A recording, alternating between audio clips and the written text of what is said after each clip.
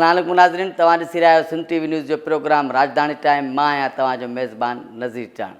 नाज़रीन, आज़ाद कश्मीर जे चूंडुनि जो पहिरियों मरहलो जेको आहे सो उहो मुकमिल थी चुको ऐं पहिरें मरहले में जेके 13 सीटुनि ते चूंडूं करायूं वयूं उन्हनि जा जेके गैर सरकारी नतीजा आहिनि उहे पिणु जेके आहिनि सो आॾो अची चुका आहिनि, जंहिं तहत पाकिस्तान मुस्लिम लीग नून तरफ़ां 13 सीटुनि मां 9 सीटुनि ते कामयाबी हासिल कई आहे, जॾहिं त पाकिस्तान पीपल्स पार्टी 4 सीटुनि ते कामयाबी हासिल करण में कामयाबी वई।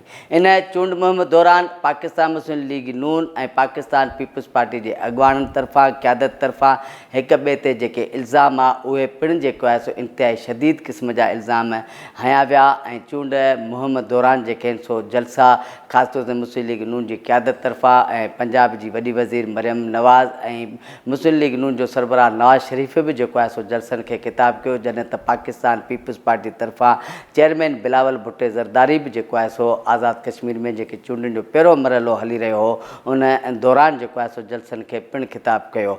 इन दौरान जेको आहे सो चूंडुनि दौरान जेको आहे सो जेकी कशीदगी ही छिकताण ही ॿिन्ही पार्टियुनि जे अॻुवाणनि ऐं कारकुननि जे विच में बि नज़र आई, पर जेको चूंडुनि जो पहिरियों मरहलो हो उहो जेको आहे सो हाणे मुकमिल थी चुको आहे ऐं चूंडुनि जो ॿियों मरहलो जेको आहे सो 2 अगस्त खां जेको आहे सो बाज़ाब्ता तौर ते शुरू थींदो मुज़फ़राबाद डिवीज़न में, ऐं चूंडुनि जो जेको आख़िरी ऐं टियों जेको मरहलो हूंदो उहो 10 अगस्त ते जेको आहे सो शुरू कयो वेंदो।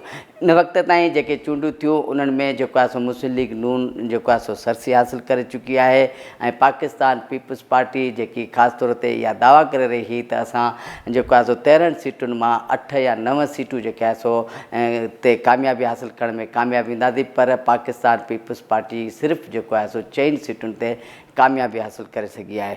इन सां गॾोगॾु अमेरिका ऐं ईरान जो बि जेको आहे सो ज़िक्र कंदासीं त अमेरिका ऐं ईरान जे विच में गुज़िरियल 3 ॾींहंनि खां जेके हमला आहिनि या छिकताण हुई उहा मुकमिल तौर ते रुकियल नज़र अची रही आहे। इन जे पोयां कहिड़ियूं ॻाल्हियूं थी सघनि थियूं या जेको आहे सो चयो पियो वञे त पाकिस्तान ऐं क़तर तरफ़ां हिकु दफ़ो ॿीहर अमेरिका ऐं ईरान जे विच में ट्रैकिड़े वारो जेको किरदारु आहे जंहिंजूं कोशिशूं आहिनि हिकु दफ़ो ॿीहर जेके आहिनि सो तेज़ कयूं आहिनि।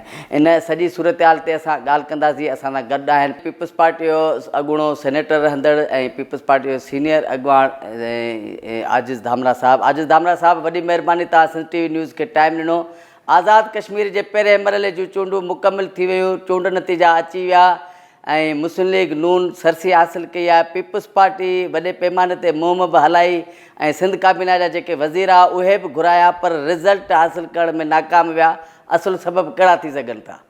बिस्मिल्लाह रहमान रहीम। ॾिसो, जेतिरे क़दुरु तव्हांजे सुवाल जो पहिरियों हिसो आहे त इलेक्शन कैंपेन कई ऐं तव्हांखे यादि हूंदो त पीपल्स पार्टी हिकु वफ़ाक़ी जमायत आहे ऐं सिंध खां वठी GB ताईं पीपल्स पार्टी कश्मीर ताईं तव्हांखे पीपल्स पार्टी नज़र ईंदी, जेतोणीकि पीपल्स पार्टी जे ख़िलाफ़ु हिकिड़ी मज़मूम क़िस्म जी हिकिड़ी हलंदी आहे प्रोपेगेंडा त पीपल्स पार्टी हाणे सिंध जी जमायत आहे, उहा बि मख़सूस हिसे जी जमायत आहे।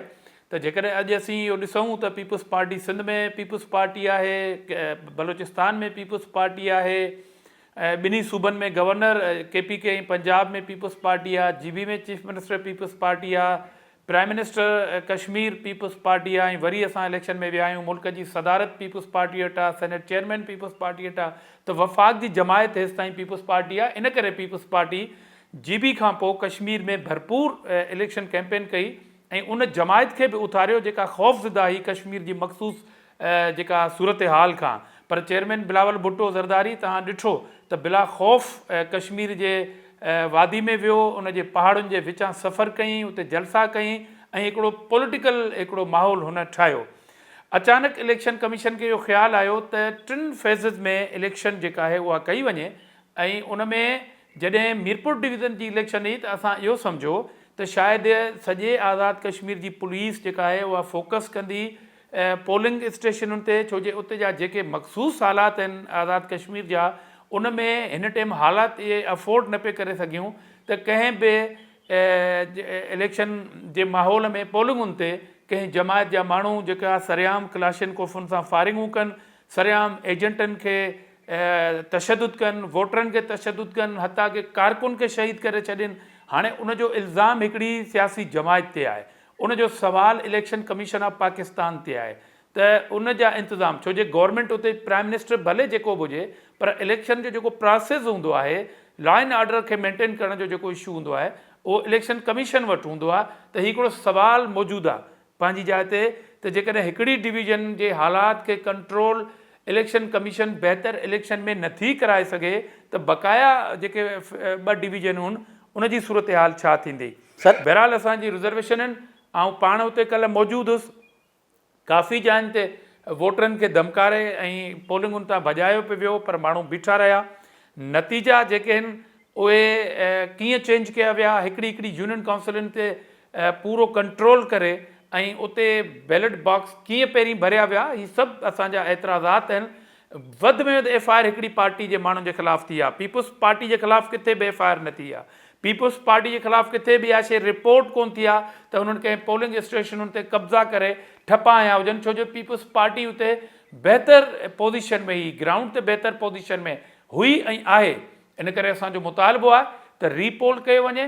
जेसि ताईं तव्हां मीरपुर डिवीज़न जे एतिराज़ातनि खे ख़तमु नथा करे सघो त माण्हुनि जो एतमाद क़ाइमु थियणु तमामु ॾुखियो माल आहे। अॼु बि चेयरमैन बिलावल भुट्टो ज़रदारी साहब मुज़फ़राबाद डिवीज़न में वेठो आहे, इलेक्शन कैंपेन करे पियो, मीडिया सां, माण्हुनि सां, कारकुननि सां मुखातिबु आहे। जेतिरे क़दुरु तव्हांजे सवाल जो ॿियो हिसो आहे आख़िरी त वज़ीर विया। ॾिसो, जेकॾहिं हिकिड़े सूबे जी चीफ मिनिस्टर उते वञी तक़रीरूं करे सघे थी, माण्हुनि खे बसुनि जो ख़्वाबु ॾेखारे सघे थी, त पोइ ज़ाहिरी आहे ॿिए सूबे जा जेकॾहिं वज़ीर पॉलिटिकली जेकॾहिं ड्यूटी उते वञी ॾियनि ऐं जेकॾहिं ऑब्ज़र्व कनि इलेक्शन खे, त उन में मुंहिंजे ख़्याल में इहो सुवाल ठहे कोन थो। सर त मुस्लिम लीग नून जा तव्हां इतादी आहियो, सपोर्टर आहियो वफ़ाक़ में, पोइ मुस्लिम लीग नून बि इल्ज़ाम हणी रही आहे त काफ़ी जेके पोलिंग स्टेशनूं आहिनि उते पीपुल्स पार्टी जे अॻवाननि जेको आहे उते धांधली कई आहे, गैर क़ानूनी तरीक़े सां ठपा आया अथनि। पोइ उन्हनि जो बि इल्ज़ाम इहो आहे त इल्ज़ाम पर इल्ज़ामनि जी सियासत हलंदी। सर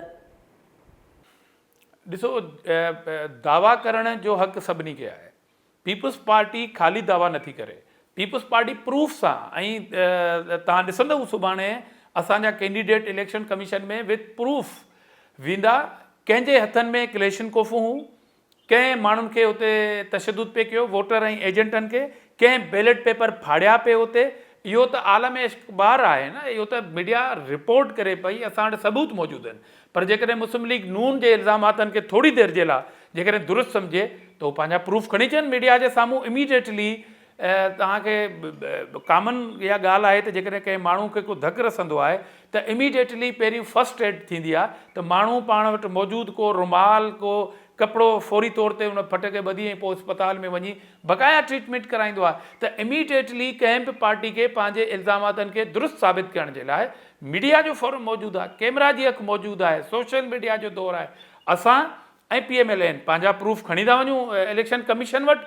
जंहिं माण्हू जंहिं असांजे कैंडिडेट ते साबित थिए ॿिन्ही पार्टियुनि में वधि त पोइ उहो बि हिकिड़ो फ़ैसिलो थियणु खपे। त कंहिंखे एतिराज़ात त आहिनि, पर अमली तौर ते सबूत कंहिंखे कंहिंजे ख़िलाफ़ आहिनि। पर सर आज़ाद कश्मीर में वज़ीर आज़म जो ताल्लुक़ त पीपुल्स पार्टी से आहे, त पोइ सिक्योरिटी मुहैया करण बि वज़ीर आज़म जे मथां लाज़िम न हो। सर न न न न न न ॾिसो, वज़ीर आज़म हो जॾहिं इलेक्शन कमीशन शेड्यूल अची वियो त आज़ाद कश्मीर में जेको मौजूदा कानून आहे उन में निगरान सेटअप न आहे, इन करे प्राइम मिनिस्टर मौजूदु आहे। जेकॾहिं असीं हुकूमत में बिलफर्ज़ जेकॾहिं प्राइम मिनिस्टर जी मौजूदा पार्टी पीपुल्स पार्टी नथी अची सघे त ज़ाहिरी आहे हलियो वेंदो। पर इलेक्शन कमीशन जो रोल आहे, पोलिंग डे ते मजिस्ट्रेटी इख्तियार हूंदा आहिनि पोलिंग ऑफिसर खे, प्रिज़ाइडिंग ऑफिसर खे। इन करे जॾहिं प्रोसेस इलेक्शन कमीशन ॾांहुं हलियो वञे त इलेक्शन कमीशन पुलिस घुराईंदी आहे। प्राइम मिनिस्टर त पंजाब जी पुलिस कोन घुराई, इलेक्शन कमीशन ऑफ पाकिस्तान घुराई।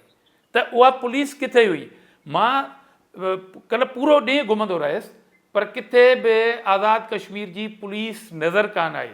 जेकॾहिं मुंहिंजो अर्ज़ु इहो आहे चवण जो त तव्हां जेकॾहिं फोकस कयो था हिकिड़ी डिवीज़न में इलेक्शन करण जो, ऐं उन में बि जेकॾहिं तव्हां पंहिंजो फोर्स नथा बीहारे सघो, माण्हुनि ते थींदड़ तशदुद खे नथा रोके सघो, बैलेट पेपर खे सड़ण खां नथा रोके सघो, बैलेट बॉक्स खणी वञण खे नथा रोके सघो, त इहो सवालिया निशान प्राइम मिनिस्टर ते न, इलेक्शन कमिश्नर ते वधीक ठहे थो। सर इहो मुस्लिम लीग नून जे मथां बि इहो इल्ज़ाम लॻी रहियो आहे या हक़ीक़त बि आहे त इलेक्शन खां पहिरीं या त जेके बसूं हूं उहे आज़ादु कश्मीर जे अवाम खे ॾे या तोहफ़े तौर ते, पर इलेक्शन जे दौरान जेको आहे सो इहे जेके बसूं ॾिनियूं वियूं त पोइ छा पीपल्स पार्टी इलेक्शन कमीशन खे इन सिलसिले में दरख़्वास्तूं ॾिनियूं आहिनि त मुस्लिम लीग नून तरफ़ां हीउ जेको तोहफ़े जे बहाने सां अवाम खे जेको आहे सो जेके बसूं ॾिनियूं वियूं आहिनि? ॾिसो, मां तव्हांखे थोरो पोइते वठी हलां त 2 महीना अॻे जेका GB में इलेक्शन थी गिलगित बल्तिस्तान में, मां उन में 2 महीना प्रैक्टिकली उन इलेक्शन जो हिसो रहियो आहियां। उन में वफ़ाक़ी वज़ीर उमूर कश्मीर उहो मुसलसल उते वेठो रहियो ऐं मुसलसल उन जे ख़िलाफ़ु कंप्लेनूं थींदियूं रहियूं, कैंडिडेट जे तरफ़ां, पार्टी जे तरफ़ां, प्रेस कॉन्फ्रेंसूं, 11 प्रेस कॉन्फ्रेंसूं असां उते पंहिंजे मक़ामी उम्मीदवारनि सां ऐं पार्टी सां गॾिजी कयूं। उते त निगरान सेटअप जो कॉन्सेप्ट आहे न, उते GB जो जेको मौजूदा सेटअप आहे कानून जो, उते निगरान सेटअप जो आहे, उते निगरान चीफ मिनिस्टर हो, इलेक्शन कमिश्नर कंहिं बि ॻाल्हि जो नोटिस न वरितो ऐं उते अमीर मक़ाम साहब माना पोलिंग डे ताईं उते वेठो रहियो ऐं इलेक्शन खे मैनेज कंदो रहियो। इन करे हिते त निगरान हुकूमत जो सुवाल पैदा कोन थो थिए। इलेक्शन कमिश्नर कंहिं बि ॻाल्हि जो नोटिस न वरितो, कल्ह सॼो ॾींहुं पोलिंगुनि ते कब्ज़ा थींदा रहिया, पोलिंग एजेंटनि खे उनजा सभु वीडियो सबूत आहिनि। मां इहे सभु हवाई ॻाल्हियूं कोन थो कयां, इहे सभु कैमरा जी अखियुनि में महफ़ूज़ आहिनि ऐं सुभाणे खां असांजा कैंडिडेट जेके आहिनि उहे मीडिया जे साम्हूं त डे फर्स्ट खां ऐं उन में इलेक्शन कमीशन वटि पंहिंजूं दरख़्वास्तूं गुज़ारींदा। मुस्लिम लीग नून वटि जेकॾहिं अहिड़ा के सबूत आहिनि त पीपल्स पार्टी जे कंहिं कैंडिडेट कंहिं हल्के में अहिड़े क़िस्म जी जेकॾहिं का हरकत कई आहे त उहे पंहिंजा सबूत खणी अचनि। ज़ारिया ई मीडिया जो दौरु आहे ऐं सबूत लिकंदा कोन। कानून खां असीं इंसाफ़ घुरंदासूं, पर जेकॾहिं मुसलसल तव्हां हिकिड़ी डिवीज़न में अहिड़े क़िस्म जी इलेक्शन कराईंदव त बक़ाया जेका इलेक्शन 2 तारीख़ ते थियण वञे पई उन ते कश्मीरनि जो एतमाद कोन रहंदो। ऐं ख़ुदा न ख़ास्ता जेकॾहिं कश्मीरनि जो एतमाद इलेक्शन तां जेके कश्मीरी इलेक्शन में हिसो वठी रहिया आहिनि, जेकॾहिं उन्हनि जो एतमाद अहिड़े तरीक़े सां तव्हां ख़तमु कयो त पोइ सूरत हाल ॾाढी भयानक तरफ़ वञी सघे थी। हीउ मुंहिंजो तजुज़ियो आहे एज़ अ सियासी कार। सर पोइ चूंड नतीजनि खे तव्हां तस्लीम कयो था या चूंड नतीजनि खे चैलेंज कंदो? चूंड नतीजनि खे चैलेंज करण जो हक़ रखूं था। चूंड नतीजनि खे सबूतनि सां चैलेंज कयो आहे। उनजी जेका ॻाल्हि ऐं गुफ़्तगू जेका चेयरमैन बिलावल भुट्टो ज़रदारी साहब थो करे उहा हवाई ॻाल्हि कोन थो करे, हुन वटि ब्रीफिंग आहे, हुन वटि प्रूफ आहिनि। असां पाण उते प्रैक्टिकली मौजूदु रहिया आहियूं त इन करे उहा पॉलिसी अॼु चेयरमैन साहब जेको हींअर वर्कर कन्वेंशन खे ख़िताब करे रहियो आहे उन में पंहिंजी वाज़े ॾिए थो ऐं उन में हू इन चेयरमैन साहब इन तरफ़ इशारो थो ॾिए त जेकॾहिं अहिड़े क़िस्म जी वफ़ाक़ी हुकूमत जे ज़ेर असर इलेक्शन कश्मीर में कराई वई ऐं जेकॾहिं कश्मीरी अवाम जेको पंहिंजो ॿाहिरि निकिरी वोट जो हक़ इस्तेमालु कयो आहे ऐं जेकॾहिं उन जे मैंडेट सां अहिड़े क़िस्म जी जेको आहे सो मज़ाक़ कई वई त पोइ सूरत हाल तमामु ख़तरनाक ऐं भयानक थी सघे थी त ख़ुदारा उन तरफ़ सोचियो वञे। पीपल्स पार्टी पंहिंजो पॉलिटिकल रोल प्ले कयो आहे। पीपल्स पार्टी जे चेयरमैन मुसलसल कश्मीर जे मसइले जो जेका भयानक सूरत हाल आहे उनजो हल ॾींदो आयो आहे ऐं उन ई तनाज़र ते असां इलेक्शन कैंपेन हलाई आहे। पर जेकॾहिं उन में रुकावट विधी वेंदी ऐं कश्मीर जे मसइलनि जे हल जे लाइ जेका जमायत तव्हांखे प्रैक्टिकली पंहिंजूं तवानायूं सर्व करण जे लाइ तयारु आहे, पर जेकॾहिं उन जा बि इहे रस्ता रोकिया वेंदा त पोइ मां सम्झां थो त सूरत हाल खे ॼाणी वाणी कंहिं ॿिए तरफ़ वठी पियो वञिजे। पीपल्स पार्टी तरफ़ां मुस्लिम लीग नून ते इहो इल्ज़ाम बि लॻायो वियो ऐं प्रेस कॉन्फ्रेंस ज़रिए बि इहा ॻाल्हि कई वई त जेकी वफ़ाक़ी हुकूमत आहे उहा फार्म 47 जी आहे। तव्हां छा चवंदो, इहा सदाकत आहे या सिर्फ़ु जज़्बात में अची करे इहे ॻाल्हियूं कई वियूं? ॾिसो, जज़्बात में अचण सां इलेक्शन कैंपेन में इहा ॻाल्हि त सभु ॼाणनि था। फॉर्म 47 जो हवालो जेकॾहिं मुखालिफ़ वरी केॾी महिल असांखे ॾींदा आहिनि, पर फॉर्म 45 जेको पाकिस्तान जी मौजूदा टॉप लीडरशिप आहे उन मां जेकॾहिं कंहिं हिकिड़े शख़्स हिकिड़ी पार्टी जे चेयरमैन पंहिंजे हल्के जा उहे सभई फॉर्म मीडिया सां शेयर कया त पोइ चेयरमैन बिलावल भुट्टो ज़रदारी आहे। अॼु ॾींहं ताईं ख़ामोशी थी वई। चेयरमैन बिलावल भुट्टो ज़रदारी साहब ते अहिड़े क़िस्म जो इल्ज़ाम उन सभिनी प्रूफनि खां जेको उन पाण रखियो सोशल मीडिया ते, ख़ामोशी थी वई आहे। मुस्लिम लीग नून बि रखे, राणा सना लीग नून बि रखे पंजाब जे अंदरि, पर मसइलो इहो आहे त मुस्लिम लीग नून जेके असां ते इल्ज़ाम लॻाया आहिनि असां त चऊं था लख बिस्मिल्ला, उनखे हाणे साबित कयो वफ़ाक़ी हुकूमत तव्हांजी आहे। पर जेकॾहिं इहे सभई पैसा बकौल राणा सनाउल्ला जे दुबई शिफ्ट थी विया हलिया, त अॼु पूरे पाकिस्तान जा माण्हू मुफ़्त में पंहिंजो महांगो इलाज कराइण सूबे सिंध में छो था अचनि? पाकिस्तान जे बक़ाया सूबे में जिथे NFC जा पैसा त इक्वल बेसिस ते चइनी फेडरेटरी यूनिटनि खे मिलनि था न, NFC जा पैसा सिर्फ़ु सूबे सिंध खे कोन था मिलनि। सभिनी सूबनि जी सूबाई हुकूमत इंजॉय थियूं कनि NFC जे पैसनि खां, त पोइ बक़ाया सूबनि जूं पॉलिटिकल जेके सियासी हुकूमतूं आहिनि उन्हनि वटि इलाज जो उहा सहूलियत छो कोन्हे महांगी, जंहिंमें सिंध जा माण्हू, बलोचिस्तान जा माण्हू पंजाब वञी इलाज कराइनि मुफ़्त में। KP में इस्पताल हुजे त असांजो माण्हू, बलोचिस्तान जो माण्हू, आज़ाद कश्मीर जो माण्हू, GB जो माण्हू KP वञे, बलोचिस्तान वञे। कंहिं बि सूबे में मुल्क जो ग़रीब माण्हू मुफ़्त में इलाज कराइण इन करे नथो वञे त उते इहा सहूलियत कोन्हे।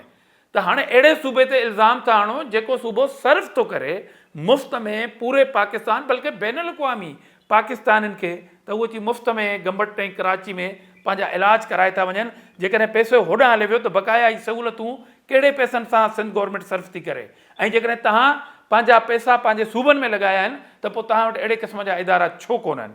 सुवाल त ठहे थो। अच्छा, अजय साहब इहो बि ॿुधाइजो त राणा सनाउल्ला चयो आहे त बिलावल साहब जॾहिं वज़ीर आज़म सां मुलाक़ात कंदो त उन दौरान जेको आहे फॉर्म 47 जी ॻाल्हि कंदासीं। असां जॾहिं मुस्लिम लीग नून जो वफ़द जॾहिं सदर ज़रदारी सां मुलाक़ात कंदो त उते जेको आहे फॉर्म 47 जूं ॻाल्हियूं कंदासीं। तव्हां छा था सम्झो त अवाम अॼु बि इहो ई जेको आहे बार बार पुछी रहियो आहे त पीपल्स पार्टी, मुस्लिम लीग नून वफ़ाक़ में इत्तेहादी पार्टियूं आहिनि, हाणे जलसनि जे दौरान सिर्फ़ु जेको आहे हिक ॿिए ख़्यालु बयानबाज़ी करे रहिया आहिनि। छा मुस्तक़बिल में तव्हां सम्झो था त पीपल्स पार्टी हुकूमत जे ख़िलाफ़ु को वॾो महाज़ लाइ जेको आहे सो को रस्तो ठाहींदी, या जेको आहे सो सिर्फ़ु जलसनि ताईं महदूद आहे? ॾिसो, जेतिरे क़दुरु तव्हां राणा सनाउल्ला जे इल्ज़ामनि जी ॻाल्हि कई त राणा सनाउल्ला बोखलाहट जो शिकार थी वियो आहे। राणा सनाउल्ला इहो इल्ज़ाम मीडिया ते लॻायो आहे। अॼु जॾहिं मीडिया उनखां पुछे थी इहो सुवाल, पीपल्स पार्टी उनखां पुछे या न पुछे उहो त बाद जो मामिलो आहे। उहो त जॾहिं बकौल राणा सनाउल्ला जे जॾहिं टॉप लीडरशिप पाण सां मिलंदी त इहे सुवाल रखबा। इल्ज़ाम जेको लॻाईंदो साबित उनखे करिणो आहे। जेकॾहिं कंहिं माण्हू मुंहिंजे ख़िलाफ़ु FIR कटराई आहे त अदालत में उन माण्हू जो वकील साबित कंदो त हीउ मूं कयो आहे। हाणे हीउ इल्ज़ाम जेको आहे राणा सनाउल्ला कंहिं पार्टी जी मीटिंग में नाहे लॻायो, लीडरशिप टू लीडरशिप जेका मीटिंग थींदी आहे उन में नाहे लॻायो, हीउ पब्लिक कयो आहे हुन इल्ज़ाम। अॼु जेकॾहिं मीडिया राणा सनाउल्ला खां इहो सवाल थी करे पीपल्स पार्टी जे नुमाइंदे जी मौजूदगी में कंहिं बि टॉक शो में, उते राणा सनाउल्ला जा जवाब तव्हां ॿुधा आहिनि, उनजी बॉडी लैंग्वेज तव्हां ॾिठी आहे। ऐं राणा सनाउल्ला पहिरियों चकर जेकॾहिं बोखलाहट जो शिकार थियो आहे उहो इन सवाल जे जवाब में, इन इल्ज़ाम जे जवाब में थिए पियो त हू पंहिंजी ॻाल्हि ते बि सबूत कोन थो ॾिए मीडिया खे। मां जीअं पहिरें सवाल जे जवाब में चयो त जेकॾहिं इहे सभई पैसा ओॾां ट्रांसफ़र थी विया त अॼु सिंध सूबो वाहिद आहे जंहिं वधि में वधि रोज़गार ॾिनो आहे, जंहिं वधि में वधि मुलाज़िमनि खे टाइम स्केल ॾिनो आहे, जेका वधि में वधि मुलाज़िमनि जा प्रोमोशन करे थी। 80% पर मंथ जेको फाइनेंस डिपार्टमेंट आहे सूबे जी, उहो पेंशन ऐं पघारुनि जी मद में मुलाज़िमनि खे पैसा थो ॾिए। बक़ाया 20% में हू बुहराननि खे जेको आहे सो मुंहुं थो ॾिए। ऐं हू डेवलपमेंट साइड जो कमु थो करे सूबे सिंध। हू हेल्थ केयर जे हिसाब सां मुफ़्त में इलाज थो कराए। मिसाल तौरु बोर्ड सॼे मुल्क में तबाही कंदी आहे, बोर्ड बलोचिस्तान में तबाही थी करे, KP में थी करे, पंजाब में कंदे, ऐं पोइ आख़िर में सिंध ईंदी आहे। पाकिस्तान जी तारीख़ जो दुनिया में तमामु वॾो जेकॾहिं को हाउसिंग स्कीम आहे उहो 21 लख घर बोर्ड मुतासिरनि जा आहिनि, जेको सिंध सूबो लीड थो करे। जेका फंडिंग आहे उहा सिंध सूबो थो करे। त राणा सनाउल्ला पंहिंजे सूबे में ॿुधाए त 21 लख जे जवाब में जेकॾहिं उते करप्शन कोन्हे, जेकॾहिं उते पैसा सही जाइ ते इस्तेमालु था थियनि, त पोइ उन बोर्ड मुतासिर माण्हुनि जे लाइ 2100 घर जेकॾहिं ठाहिण जेको प्लान बि आहे, कागज़नि में प्लान आहे, त उहो छो करे? सिंध गवर्नमेंट त वर्ल्ड वाइड तमामु वॾो प्रोजेक्ट आहे, जेको दुनिया जो वॾो प्रोजेक्ट आहे हाउसिंग जो। उन में औरतुनि खे मालिकाना हुकूक ॾींदे उन में 10 खां 12 लख घर ठही चुका आहिनि, ग्राउंड ते मौजूदु आहिनि।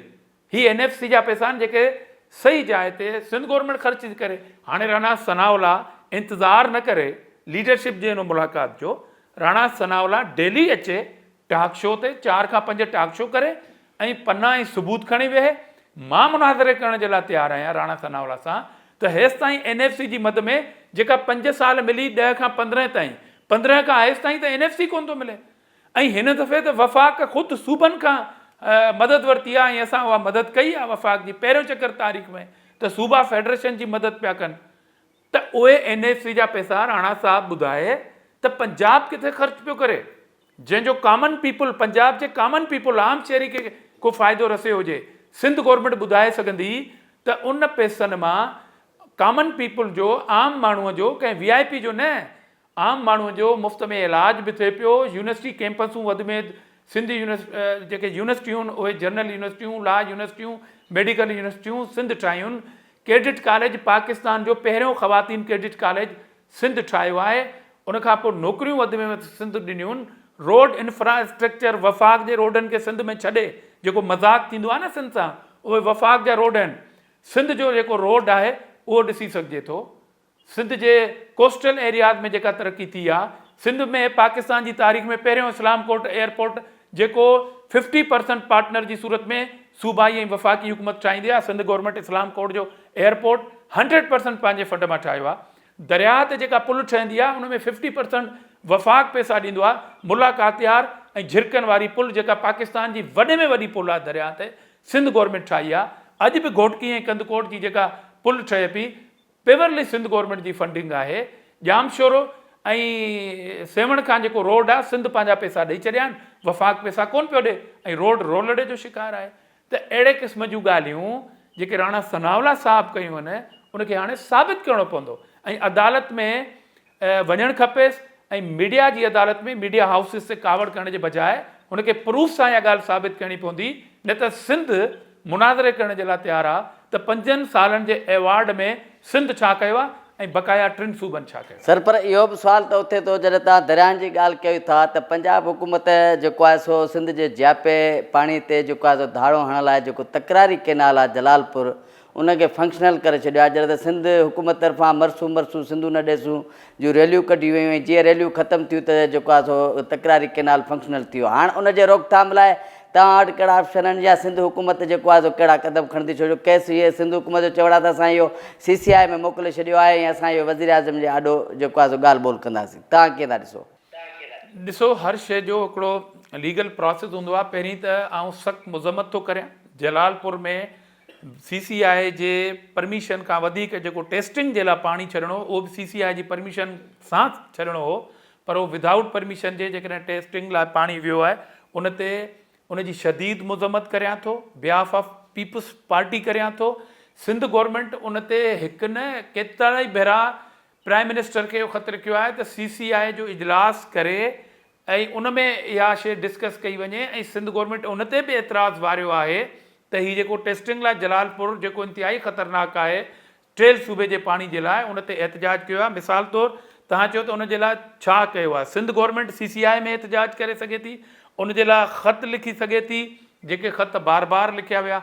नंबर ॿी ॻाल्हि, पीपुल्स पार्टी तनज़ीमी हिसाब सां तव्हांखे यादि हूंदो त 15 खां 20 ॾींहं अॻे जेको मोदी सरकार जेको पंहिंजो सिंध तास मुआहिदे जी ख़िलाफ़ वर्ज़ी करे यकतरफ़ा फ़ैसिला पे कया, त उन में त वाहिद पीपुल्स पार्टी आहे जंहिं ग्राउंड ते अची मोदी जी अहिड़ी जेका आहे आबी दहशतगर्दी जे ख़िलाफ़ माण्हुनि खे ॿाहिरि कढियो ऐं असां ते ठठोलियूं पियूं थियनि। उहे माण्हू जेके सिंध जे दरिया जे लाइ पंहिंजो पाण खे मसीहा था सम्झनि, पर पीपुल्स पार्टी जे एहतजाज ते उहे जेको आहे नाराज़ था थियनि। बाबा, पाणी जे मसइले ते पहिरीं त मुल्की सतह जे उन इशूज़ खे पाण खे रिज़ॉल्व करणु खपे त सिंध तास मुआहिदे जी ख़िलाफ़ वर्ज़ी कंदड़ सिंध तास मुआहिदे में इहा कैटेगोरिकल ॻाल्हि चयल आहे। वर्ल्ड बैंक रेफरी आहे त को बि मुल्क पाकिस्तान या इंडिया यकतरफ़ा फ़ैसिलो नथो करे सघे सिंध तास मुआहिदे जे हवाले से, पर इंडिया जेकॾहिं अहिड़े क़िस्म जो फ़ैसिलो करे थो त उन ते पाकिस्तान जी सरकार खे एहतजाज करणु खपे। नथी करे पीपुल्स पार्टी एहतजाज कयो ऐं उनखां पोइ असां जलालपुर वारे इशू ते जुमे जे ॾींहुं जेको लास्ट जुमे जो ॾींहुं आहे उन में तालका लेवल ते भरपूर अवामी एहतजाज कयो आहे, जलालपुर वारे इशू ते बि कयो आहे त असां मोदी जी आबी दहशतगर्दी ऐं पंजाब जी आबी दहशतगर्दी जेका थी आहे जलालपुर जे इशू ते, उनजी बि मज़म्मत कई आहे।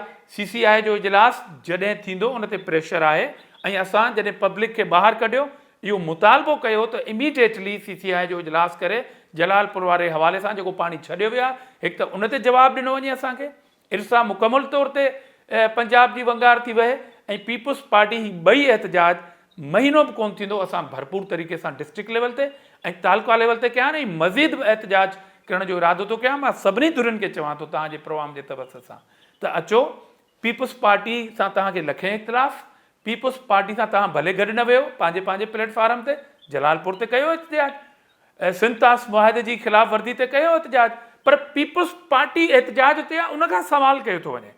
मतिलबु हीअ त पर्सनल पीपुल्स पार्टी सां सियासत थी वई न। जेकॾहिं पाणी जो मामिलो आहे पंहिंजे पंहिंजे प्लेटफॉर्म तां कयो, पर गॾिजी हली वन पॉइंट एजेंडा पाणी जे मसइले ते पीपुल्स पार्टी पहिरीं बि चयो आहे, पीपुल्स पार्टी हींअर बि चए थी असां सभिनी सां गॾिजी इहा जिदोजहद करण जे लाइ तयारु आहियूं। जेकॾहिं न त तव्हां पंहिंजे पंहिंजे प्लेटफॉर्म तां कयो, पर हुन ते सख़्तु एहतजाज थियणु खपे। ऐं पीपुल्स पार्टी सिंध जे माण्हुनि जो आवाज़ु बणी आहे, माण्हुनि खे रोडनि रस्तनि ते कढियो अथई। हाणे उन ते जेकॾहिं के ठठोलियूं था कनि, जिन खे एतिराज़ आहे त उहो पंहिंजी सियासत कनि, पीपुल्स पार्टी पंहिंजी सियासत कंदी। सर आजिज़ दामरा साहब, वॾी महिरबानी तव्हां सिंध टीवी न्यूज़ खे टाइम ॾिनो। नाज़रीन, हिते वठूं था हिकिड़ी नंढड़ी ब्रेक, ऐं ब्रेक खां पोइ असां अमेरिका ईरान में जेकी गुज़िरियल 3 ॾींहंनि खां जेकी जंगबंदी थी आहे उन बाबति जेको आहे सो ॻाल्हि ॿोल कंदासीं नए गेस्ट सां गॾु। तेसिताईं वठूं था हिकिड़ी नंढड़ी ब्रेक।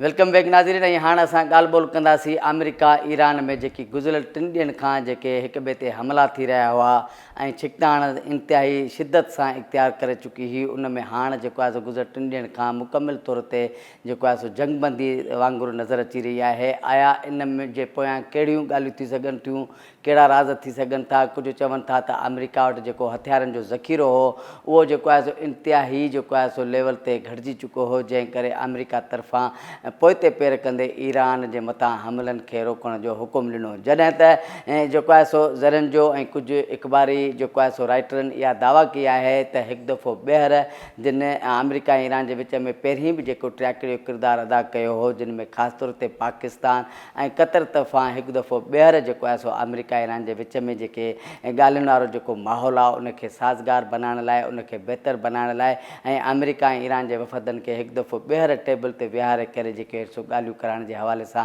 जेके कोशिशूं आहिनि उहे जेके आहिनि सो कयूं पियूं वञनि। इन सिलसिले में असां ॻाल्हि ॿोल कंदासीं। असां सां गॾु आहिनि सीनियर सहाफ़ी, तर्जुमेगार, एंकर पर्सन के तारीफ़ जा मोहताज न आहिनि, इफ्तिखार अहमद शिराजी साहब। इफ्तिखार शिराजी साहब, बड़ी मेहरबानी, आपने सिंध टीवी न्यूज़ को टाइम दिया।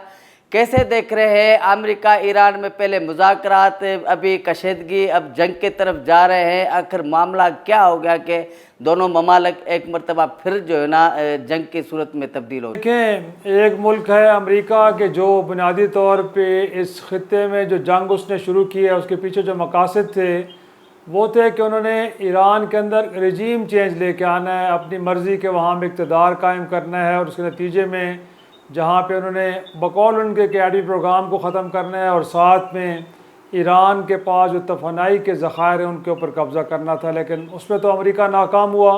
दूसरी जानिब ईरान के जो बार बार मुज़ाकरात के ज़रिए अपना एटमी प्रोग्राम के मसले को हल करना चाह रहा था, बट हर बार उसको जंग की तरफ गोया के ले जाया गया। अब प्रॉब्लम यह है कि अमेरिका अपने मकासद हासिल नहीं कर सका और ईरान जो है वो अमेरिका के ऊपर अब एतमाद करने के लिए तैयार नहीं है, तो एक बदएतमादी की फ़िज़ा मौजूद है। अब इसमें हम उम्मीद पहले भी नहीं कर रहे थे कि शायद ये गुफ्तगू आगे बढ़ पाएगी, और अल्टीमेटली हुआ कि MOU साइन हुआ। उस MOU के अंदर जो एग्रीमेंट हुआ एक तरह सा कि स्टेट ऑफ हॉर्मज़ अगले 60 रोज़ में उसका इंतज़ाम ईरान के पास रहेगा, लेकिन अमलन ऐसा नहीं हुआ। अमेरिका ने कोशिश की कि एक और आबी गुज़रगाह साथ में बना दी जाए, लेकिन नहीं मुमकिन हो पाया।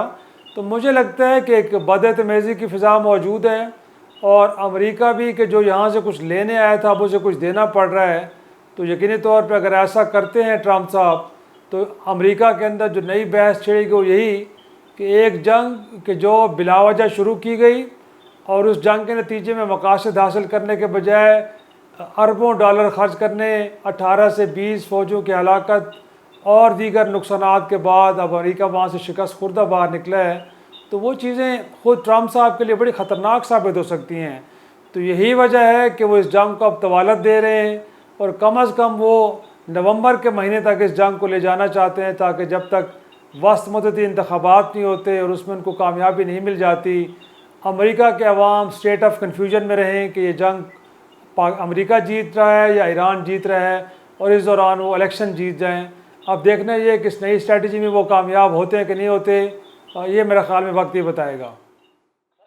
सर, इस मामले में अमेरिका ईरान में जो 47 साल तक जो जंग चली, तो उसमें जो सालसी का किरदार अदा किया था पाकिस्तान, तुर्की, कतर, तो अब उनका किरदार क्या होगा कि पाकिस्तान और तुर्की, कतर अभी भी आप समझते हैं कि एक मरतबा फिर कामयाब होंगे अमेरिका ईरान को टेबल पे बिठाने के लिए? देखें, इसके बारे में हम बड़ी गोया कि क्लैरिटी के साथ तो नहीं कह सकते। इससे पहले भी इसमें कोई शक नहीं है कि पाकिस्तान की, तुर्किया की और दीगर ममालिक की, और ख़ुद जो इस तनाज़े का शिकार ममालिक है, बिलखुसूस हम कतर की बात करते हैं, उन्होंने बड़ी कोशिशें की हैं कि ये मामलात गुफ्तगू के ज़रिए हल हो जाएं।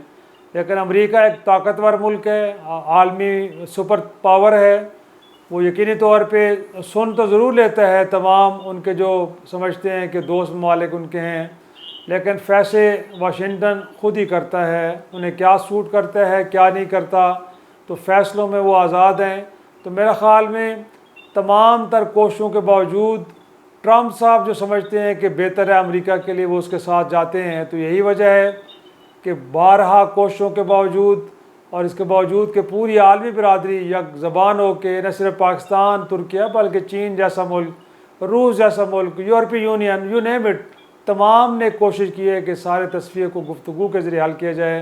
लेकिन जब तक ट्रंप साहब गोया कि अपनी सोच के अंदर बदलाव नहीं लाते, मैं नहीं समझता कि सालिस को इसके अंदर कोई तामीरी रोल प्ले कर पाएंगे। पहले ज़रूरी है कि वो रियलाइज़ करें कि war is no more option, जंग ऑप्शन नहीं है, इस मामले को गुफ्तगू के ज़रिए हल करना है, और उसके लिए ज़रूरी है कि तमाम लोगों को सुना जाए और ईरान को भी स्पेस दी जाए, और तभी जाके कहीं अमेरिका को भी स्पेस मिल पाएगी। अगर वन वे चीज़ों को डिसाइड करने की कोशिश की गई तो उसमें तो फिर मुझे लगता है कि जंग और ज़्यादा हौलनाक होगी, और कहीं ऐसा ना हो कि इस जंग का दायरा कार वसी हो और दीगर ममालिक भी इसका हिस्सा बन जाएँ।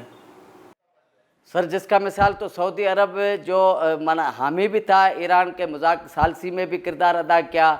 अभी यमन और मलेशिया के हौशियों ने भी सऊदी अरब पे हमला करना, मिज़ाइल करना और ऑयल टैंकरों को हमले किए हैं।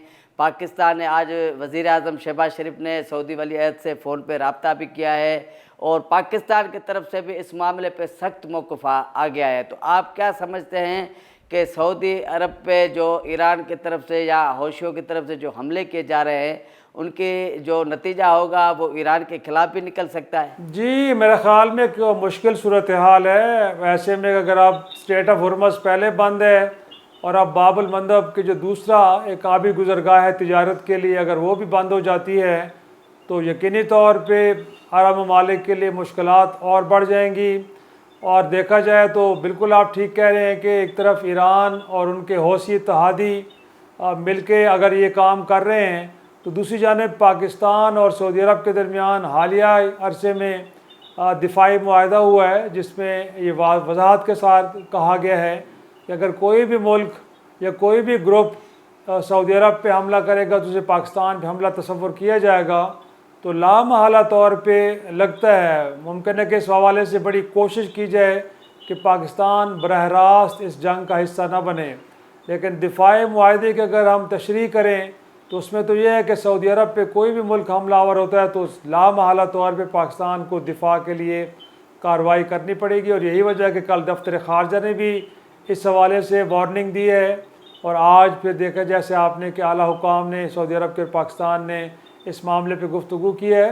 तो उम्मीद करते हैं कि हौसी भी रेस्ट्रेंट शो करेंगे और चीज़ें उस सतह पे ना जाएं कि जहां पे पाकिस्तान को एक्टिवली इस जंग में शरीक होना पड़े, क्योंकि अगर ऐसा होता है तो उसके बड़े संगीन नताइज हो सकते हैं। वो प्रॉब्लम होंगी, ख़ित्ते के अंदर जंग फैल सकती है, पाकिस्तान के ऊपर एक दबाव की कैफियत बन सकती है। तो मेरा ख़्याल में कोशिश तो पहले मरहले में ये होगी कि सारे अमल को अवॉइड किया जाए। तो शाह साहब ये भी बताएं कि क्या अमेरिका कुछ खबरें अफवाहें हैं या गर्दिश कर रही हैं कि अमेरिका इस ऑप्शन पे गौर विचार कर रही है कि ज़मीनी फ़ौज ईरान की तरफ भेजी जाए। क्या ये अमेरिका की गलती होगी या जंग का दायरा बढ़ते हुए जो ना अमेरिका ये फैसला करेगी? देखें, इससे पहले वियतनाम में उन्होंने फोर्सेस को ग्राउंड किया तो नताइज क्या निकले तारीख का हिस्सा है। उसके बाद कमोबेश 3 दहाइयों तक वो अफ़गानिस्तान में बूट्स ऑन ग्राउंड करके रहे, उनकी फ़ौजें रहीं, नेटो अफवाज वहाँ पे रही। तो क्या उन्होंने अफ़गानिस्तान को फ़तह कर लिया? नहीं मुमकिन। तो मैं समझता हूँ कि अगर माजी के तल्ख़ तजर्बात के बावजूद भी अमेरिका ये ऑप्शन अपनाता है ईरान के मामले में, तो ईरान तो वियतनाम हो या इराक़ हो या फिर अफ़गानिस्तान, इन तमाम ममालिक से मुख्तलिफ़ मुल्क है जहाँ पे एक बाहर रेगुलर आर्मी मौजूद है जो दिफाई तौर पे बड़ा एक ताकतवर मुल्क है। और हमने पिछले अरसे में जो जंग शुरू हुई है 40 रोज़ पहले इब्तदाई दिनों में और इस वक्त भी आप देखें कि एक जानिब अमेरिका जैसी सुपर पावर की जानिब से हमले हो रहे हैं, तो उतनी शिद्दत के साथ ईरान की जानिब से भी जवाब दिया जा रहा है। और ख़ित्ते के अंदर जहाँ जहाँ मिलिट्री बेसेस मौजूद हैं अमेरिका की, उनको कामयाबी के साथ हिट किया जा रहा है, जिसमें फ़ौजियों की हलाकत भी हो रही है, ज़ख्मी भी हो रहे हैं, उनका जो फ़ौजी असासे हैं वो भी तबाह हो रहे हैं। तो मेरा ख़्याल में ऐसे में अगर वो कोशिश करते हैं कि वहाँ अपनी फ़ौजें उतारें, तो इसका एक ही मुझे नतीजा नज़र आता है कि इसमें अमेरिका का बहुत बड़े पैमाने पर नुकसान होगा। और जो वो मकासद लेके चल रहे हैं कि किसी एक जजीरे को वो उस पर कब्ज़ा कर लेंगे या वहाँ से बैठ के वो ईरान की नाकाबंदी को और ज़्यादा सख्त कर पाएंगे, मुझे नहीं लगता कि मुमकिन हो पाएगा। सर, आखिरी सवाल ये बताएं कि आपको क्या लगता है कि कशीदगी बढ़ेगी या जो ना सालसी वाला किरदार एक मरतबा फिर अहम हो जाएगा? और अगर ये जंग खित्ते में बढ़ती है तो उस पर जो पाकिस्तान में पहले ही महंगाई का तूफ़ान बड़ा आ चुका है, रोज़ पेट्रोल बढ़ रहे हैं, तो ये सूरत हाल किस तरफ जाएगी? देखें, ये अगर कशीदगी बढ़ती है कि जो इस वक्त नज़र तो आ रही है, क्योंकि आज भी जो अमरीकी वज़ीर ख़ारजा की फ़िलिपाइन में प्रेस कॉन्फ्रेंस थी उसमें वो कह रहे हैं कि जी ईरान को बड़ी भारी कीमत चुकानी पड़ेगी और वो कह रहे हैं कि हमले बड़ी शिद्दत के साथ जारी रहेंगे। तो अगर इसमें शिद्दत आती है तो हमने देखा कि उसका नतीजा ये निकल रहा है कि ईरान की जानिब से भी अरब ममालिक के अंदर अमेरिका के फ़ौजी अड्डों पे हमलों में तेज़ी नज़र आ रही है। साथ में पहले स्ट्रेट ऑफ हॉर्मज़ बंद थी, अब बाबुल मंदब बंद होने जा रहा है। कल के दिनों में सऊदी अरब के बहरी जहाज़ों के ऊपर हौसियों ने हमले करके उन्हें भी गोया का नुकसान पहुँचाया है। तो मेरा ख़्याल में आलमी मईशत दबाव में है। पाकिस्तान के अंदर आप देख रहे हैं कि अब हर रोज़ की बुनियाद पे पेट्रोल और डीज़ल की कीमतों में 10 से 15-20 रुपए हर रोज़ के हिसाब से इजाफ़ा हो रहा है। तो ये सूरत हाल तो तमाम ममालिक के लिए बहुत परेशान कुन है। तो वो ममालिक भी जिनके पास कोई 6 माह के ज़ख़ायर मौजूद थे ऑयल के, अब उनके यहाँ भी बड़ी तेज़ी के साथ रिज़र्व जो है वो डिप्लीट हो रहे हैं। तो मैं समझता हूँ कि अब दुनिया का जो इस्तिराब है वो बढ़ता जा रहा है। और ऐसे में कि जब सूरत हाल हाथ से निकल जाए उससे पहले फ़रीक़ैन को दोबारा डायलॉग टेबल पे आ जाना चाहिए, वरना खुदा न खास्ता अगर ये जंग बढ़ती है तो इसकी हौलनाकी, इसकी तबाही अनप्रेसिडेंटेड होगी, जो किसी के लिए बर्दाश्त करना मुमकिन नहीं होगा। तो दुनिया मेरे ख़्याल में इस बात को समझ रही है। उम्मीद की जानी चाहिए, अगरचे इसके इम्कानात फ़िलहाल कम नज़र आ रहे हैं, लेकिन अल्टीमेटली 2 आलमी जंगों के बाद भी गुफ्तगू हुई और गुफ्तगू के ज़रिए मामलात को हल किया गया। सर, बड़ी मेहरबानी इफ्तिखार शिराई साहब, आपने सिटी न्यूज़ को टाइम दिया।